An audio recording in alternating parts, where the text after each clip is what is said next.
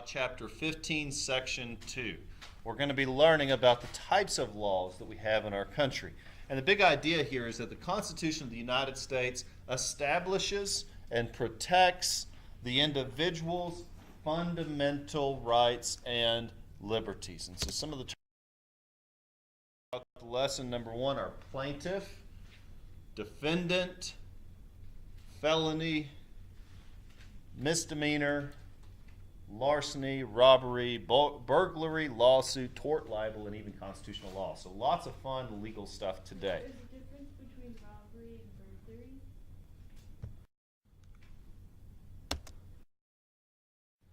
And so, yeah, you'll see some academic stuff too in terms of prohibition or even to recover.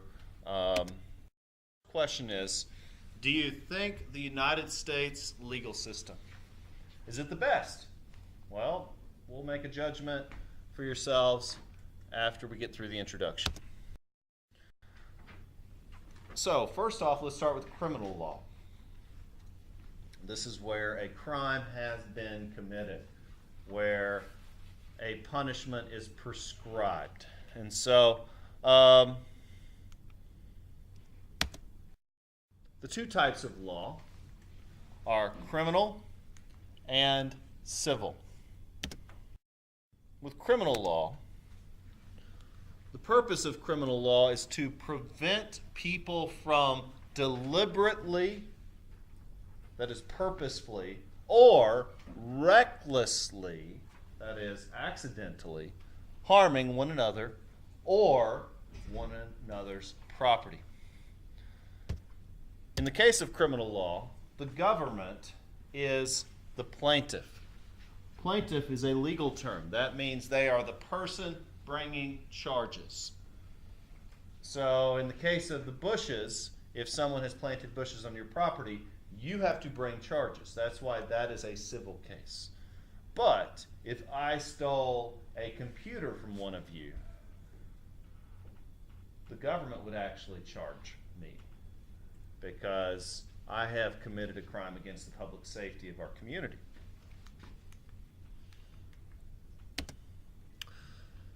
Meanwhile, if I get caught stealing the computer, I become the accused. And the legal term for that is a defendant. A defendant is an individual or group being sued or charged with a crime. So, if I've stolen the computer, I'm going to be charged with theft. I'm now the defendant in the case of the people of Henderson County versus Mr. Witt. Once more, it is the people who are the plaintiff, that is the accuser, in the case of criminal law. This is based around the philosophy that it's not just the owner of the computer who is the victim, it is actually society as a whole is the victim of a crime that is committed. Because after all, if we let everybody steal computers, then lawful society collapses. Because then how are you supposed to own a computer?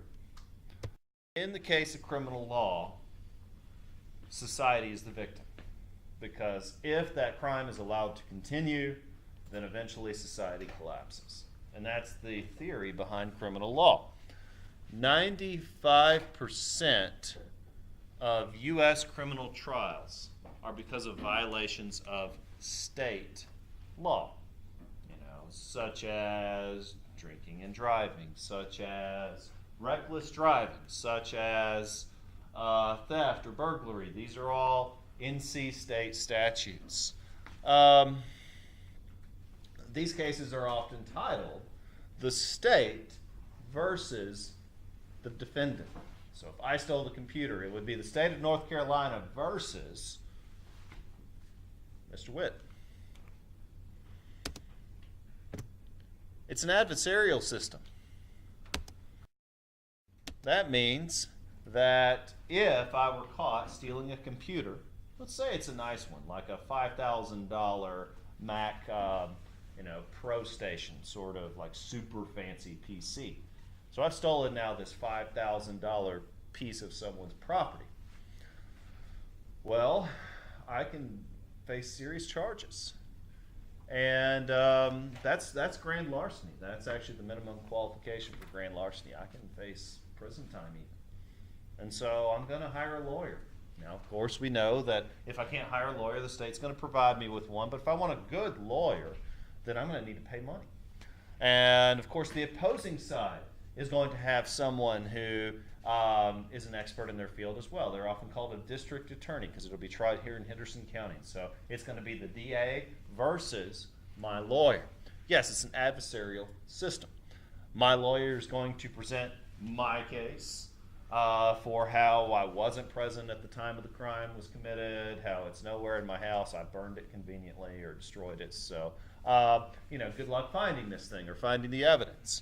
The judge, meanwhile, is supposed to be impartial. He hears both sides of the case. He mediates the case, and in some certain cases, the jury will hear the trial. In some certain cases, it's just a judge.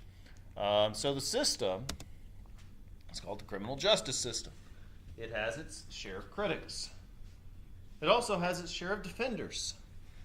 Some critics claim that it works too slowly, or that since we protect the rights of the accused so strongly, innocent people often don't get justice because criminals get away with it so often, since the burden of the proof is on the accuser.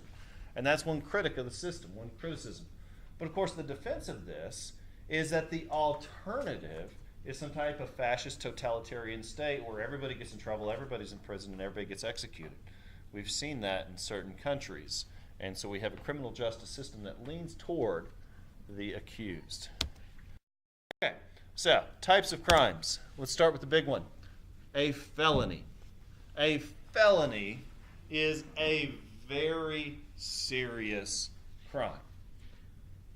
Murder, rape, kidnapping, robbery. Those students who called in shooting threats to our school were charged with a Class H felony. That means they stand to face serious time or consequences. In fact, one of those students was charged as an adult, and they can go to prison.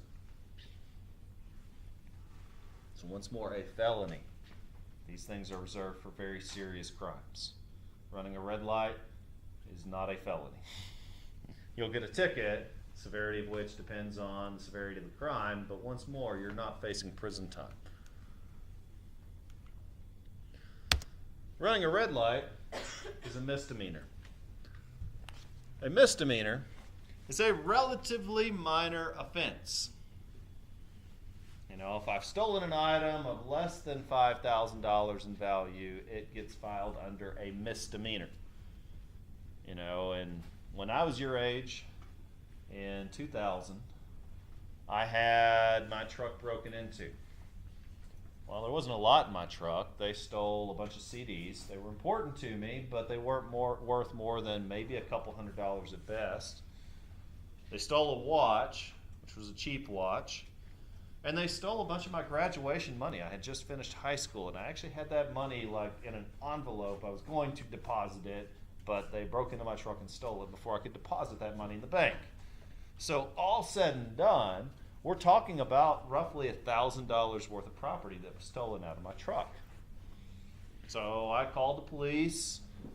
They filed a report, and I never heard from them again. The people weren't caught. I don't know how strongly it was pursued. Bottom line, even if they had been caught, they would have only been charged with a misdemeanor. Examples of this are vandalism, minor theft, traffic violations, and so forth. So, crimes against property are the most common. That is where property is destroyed. I destroyed your computer accidentally or on purpose. Or even arson. Arson is fire in destruction of property. I had a student who allegedly set his own house on fire. True story. That is felony arson, had he been caught. or vandalism, destruction of property, once more. So property or theft has three different legal terms. Larceny, I've already used a few times, is the unlawful taking away of someone's property with the intent of never returning it. So once more, if I grab the Chromebook and run, that is larceny. Grand larceny is larceny on a big scale, like 5,000 or more. Robbery is the taking of property from a person's possession by using force. So if you're not looking, I grab the Chromebook and run, that's larceny. If you are looking and I threaten to hit you if you don't give me the Chromebook, and you give me the Chromebook and then I run, that's robbery. Again, threat or actual use of force. And then finally, burglary. Burglary is the unlawful entry into any dwelling or structure. For example, Ant-Man, like the movie, it's kind of funny for a Marvel movie. Ant-Man was a burglar, right? He didn't believe in hurting people, but he broke into people's homes and he stole their stuff. The Joker was a robber, right? He went into the bank, he killed all kinds of people, and he stole their stuff. So Ant-Man, kind of funny and hokey. The Joker, scary. Civil law. Civil law involves disputes between people or groups where no crime has been committed, no laws have been broken. Civil laws are not viewed as threats to society, but they serve an extremely important purpose.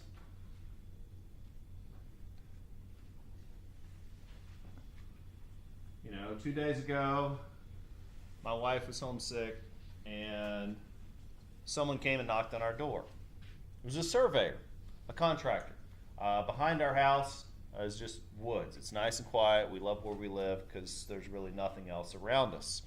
Well, the contractor came and knocked on our door to say, we're surveying the land behind your property. There may be a house pop up there in the next year or so. Okay, fair enough. As long as they stick to their property and at least, leave us that little line of trees that represents our line, whatever. We have no rights really. That's their property. They can do what they want with it. Of course, if they damage our property in the building of the home, then that might become a civil case. Hopefully not, because the only thing you can do in a civil case, like Victoria said, I can ask politely, hey, please don't damage my property while you're building this house. But if they don't, and I don't want to commit a crime, because I don't want to become violent, the only recourse I have is to take the case to court. That's called a lawsuit. A lawsuit is where I might choose to take legal action against an individual or a group. And this is to collect damages. So for example, when I was 5 years old, I was at McDonald's. I was climbing the slide, as most 5-year-olds do, and trying to get my mom's attention by jumping off the slide repeatedly. I actually remember this as a 5-year-old. So I jumped off the slide repeatedly. Well, the one time she wasn't looking, and it's vivid in my memory, I jumped and landed poorly and broke my arm. Well, McDonald's was very kind. They paid our medical bills. They even gave us just, here's some money to help you guys out. Why? Well, because it turns out we could have sued them and made lots and lots of money. Why? Well, the surface of the playground was gravel. Not the safest surface for a 5-year-old to be climbing on slides. And they actually replaced the gravel with something much safer. So we didn't know, and we're not the type to take people to court, and really it's my fault. I jumped off the slide and fell poorly, whatever. So we didn't pursue anything. But had we chosen to, in that case, the case of my parents versus McDonald's, it would have been a lawsuit. The plaintiff would have been me suing the other party, which would have been McDonald's, because of the harm done to the defendant, which was my broken arm. Okay. What types of civil cases do we often see? Number one might be a contract. Let's say that you enter into a contract with someone. There's a guy coming to our house today to deliver and spread gravel.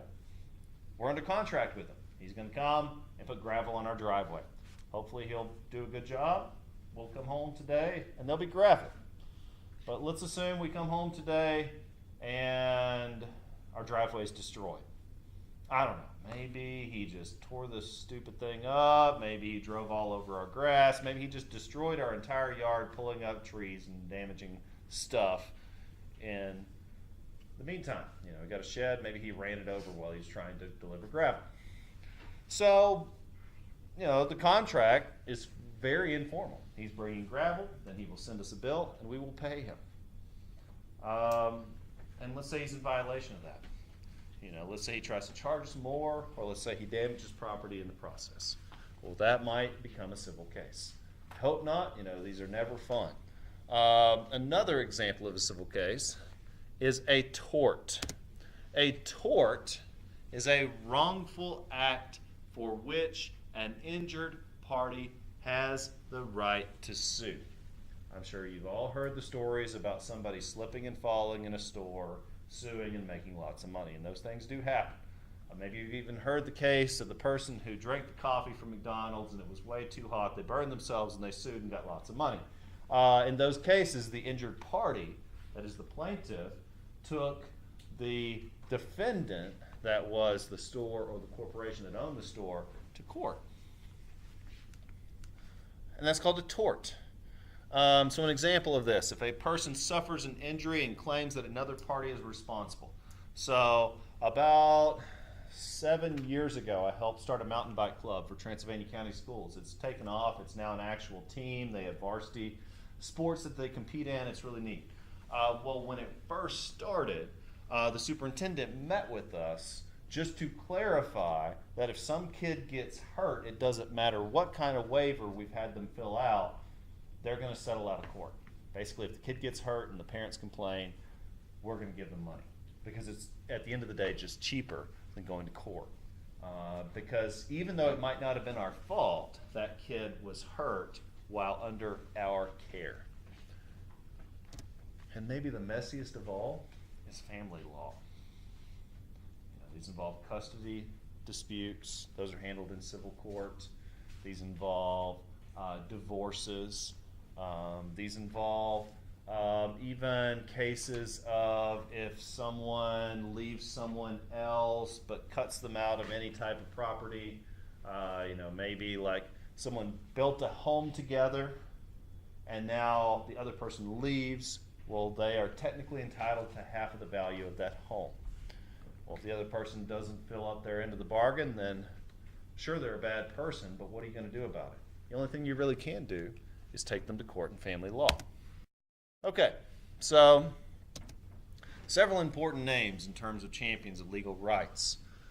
John Peter Zenger is the one that has championed freedom of speech, but in particular for pursuing protections from libel. Libel is a written untruth that is harmful to someone's reputation. If I accuse Alan of, being a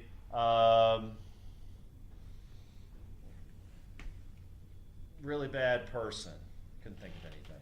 And the point is, the accusation that I make about Alan is untrue.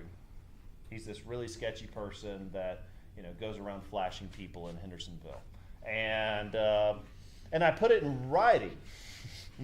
Now Alan's the Hendersonville flasher. It's creepy. If you see him running, run the other way. He's gonna flash you, and that's libel if I put that in writing. Now, again, if I say it and it's untrue, that's slander. Well, anyway, the press has the right to say anything they want to and put anything they want to in writing, as long as it's true. Next is Ida B. Wells. Ida B. Wells was a famous African-American civil rights reformer. And she particularly wanted to put an end to lynching. Lynching is the legal term is an extrajudicial killing by a mob of people. It's basically rounding up a posse, going to chase down Bryce because he may or may not have done something terrible, and then we are going to be judge, jury, and executioner. Ida B. Wells led the movement to put an end to that. Okay, other law. So laws protect our rights, and they also enforce rules and statutes. So a couple of examples of this. Number one, constitutional law. Constitutional law is the branch of law dealing with the construction and interpretation of constitutions. This is a type of law that you can specialize in if you want to become a lawyer, and these are cases dealing with interpretations of the Constitution, the United States Constitution.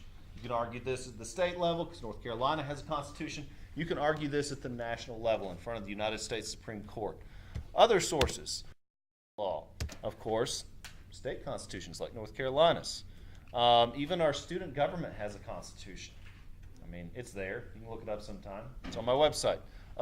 There are even administrative agencies that have laws. You know, Henderson County Public Schools has various statutes, you know, like the dress code, like the locked door thing, but even lawmaking bodies.